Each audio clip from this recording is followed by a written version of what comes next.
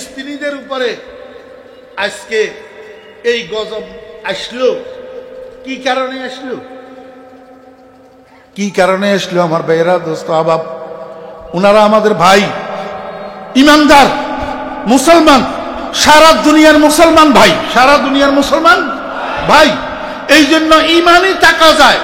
আমরা ইহুদিদের বিরুদ্ধে প্রতিবাদ সভা করতেছি, প্রতিবাদ মিছিল করতেছি, ইহুদিদের প্রতিক্রিয়া জানাইতেছি, আমরা দোয়া করতেছি ফিলিস্তিনের জন্য, সেটা আরেক কথা। কিন্তু আমাদেরকে বুঝতে হবে এই বিপদ তাদের উপরে এমনি এমনি আসে নাই, এটা তাদের হাতের কামাই।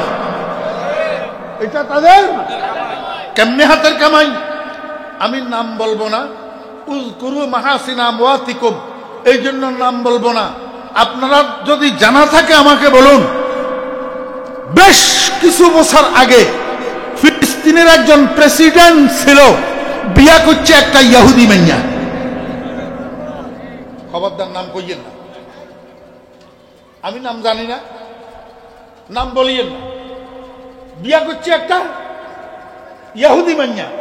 আচ্ছা আমারে বলেন, মুসলমান আর ইহুদি বিয়ে সহি হয়নি তো তাইলে হেবেড়া বিয়া করলো যে, সংসার করলো যে, এগুলা কি হয়েছে? জানা হইন হইন? আমার ভাইরা দোস্ত আবাব মাফ করে দিবেন, এই ইহুদি মেয়ে এটা ওনার কাছে বিয়ে বসছে সংসার করার জন্য না গোয়েন্দাগিরি করার জন্য? এই একজন মুসলমান প্রেসিডেন্ট কিয়ামত পর্যন্তর জন্য ফিলিস্তিনিদের পায়ে কুঠারাঘাত করে গেছে। আমার দুঃখ, সেদিন একজন ফিলিস্তিনি মুসলমানও এই প্রেসিডেন্টের এই এহেন কাজের বিরোধিতা করে নাই, প্রতিবাদ করে নাই। যদি প্রতিবাদ করত, তখন যদি রক্তারক্তি হতো, তাহলে মনে বুঝ দেওয়া যায়। আমার ভাইরা মুস্তাবাব, এরপরেও কি উনারা সুন্নতের উপরে উঠতেনি?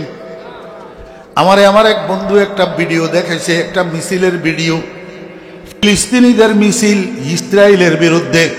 ওই মিছিলের মধ্যে অংশগ্রহণ করছে আমার একজন ফিলিস্তিনি মা, মুসলমান বোন অংশগ্রহণ করছে। কিন্তু ওই মুসলমান মা ইসরায়েলের বিরুদ্ধে মিছিলে যে অংশগ্রহণ করল, এমত অবস্থায় উনার পরনে নিচে একটা জিন্সের প্যান্ট, উপরে একটা স্কার্ট, মাথায় কাঁধে কিছু নাই। মাথায় কাঁধে কিছু নাই। আমি যখন এইটা দেখছি আমার কলিজাটা কাঁপি উঠছে। আমি কই, ও মা, তুমি কি করলে? এটা তুমি ইসরায়েলের বিরুদ্ধে প্রতিবাদ করার জন্য মিছিলে নেমলা। ইসরায়েলিরা তোমার দুশ্মন, ইহুদি তোমার দুশ্মন, কিন্তু যেই ড্রেসটা লইয়া তুমি মিছিলে নেমলা, এটা কার ড্রেস? এটা তো আয়েশা সিদ্দিকার পোশাক না, এটা তো ফাতেমা রাদিয়াল্লাহু আনহার পোশাক না, এটা তো ইসরায়েলি মহিলাদের পোশাক, ইহুদিদের পোশাক। তো তুমি দুশ্মনের বিরোধিতায় মিছিলে নেমলা, দুশ্মনের পোশাক লইয়া কেন নেমলা? দুশ্মনের অনুসরণ কেন লইয়া নেমলা? একটু পরে তোমার উপরে গজব আসবে, এতে কোনো সন্দেহ নাই। গজব আসবে, কারণ ইহুদির অনুসরণের মধ্যে গজব। আল্লাহ পাক নিজে বলছেন। এই জন্য ও বোন, এই কাজটা তো তুমি ঠিক করো নাই। 4-5 মিনিট পরে একটা গাড়ি লইয়া ইসরায়েলি সৈন্য 4-5 জন আসি, মহিলাটারে টেনে হেঁচড়ে গাড়িতে উঠাইয়া কোথায় নিয়ে গেছে আল্লাহ পাক ভালো জানে। আমার বেরা দোস্ত আবার বলুন না, এই বিপদটা হাতের কামাই কিনা? যদি তুমি একটা বোরকা পরি, যদি পর্দার সাথে মুসলিম লেবাস লইয়া যদি যদি তুমি মিছিলে নামতা, খোদার কসম আল্লাহ তোমাকে হেফাজত করতেন। ওয়াল্লাযীনা জাহাদু ফীনা লানাহদিয়ান্নাহুম সুবুলান। মুসলমান ভাইরা, এখনো সময় আছে। ইহুদির অনুসরণ ছাড়ুন, মুহাম্মদুর রাসূলুল্লাহ সাল্লাল্লাহু আলাইহি ওয়াসাল্লামের সুন্নতের উপরে উঠুন, নবীজির আদর্শের উপরে উঠুন। অর্থনীতিতে, সমাজনীতিতে, রাজনীতিতে, সব নীতিতে নবীজির আদর্শ অনুসরণ করুন।